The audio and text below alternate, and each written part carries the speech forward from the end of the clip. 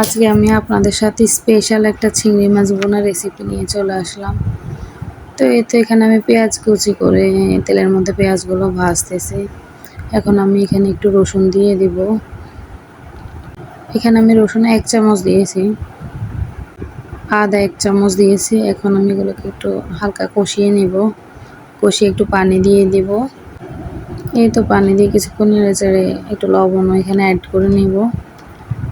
তো এখন আমি এখানে হলুদ, মরিচ, জিরা গুঁড়া, আপনার ধনিয়া গুঁড়া এগুলো সব অ্যাড করে মশলাটা একটু ভালো করে কষিয়ে নেব।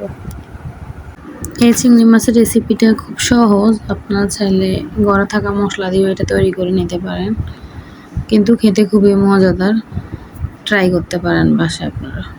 এখন আমি এই চিংড়ি মাছ ভুনাটার জন্য আলাদা করে টমেটো, তারপর আপনার পেঁয়াজ এগুলো ব্লেন্ড করে নিয়েছি। এখন এগুলো এখানে দিয়ে দিব।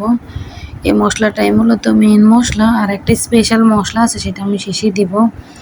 এগুলো ভালো করে কষিয়ে নিব। এরপর আমি এই যে চিংড়ি মাছগুলো এখানে ধুয়ে কেটে রেডি করে রেখেছিলাম, এখন এগুলো এখানে দিয়ে দিচ্ছি।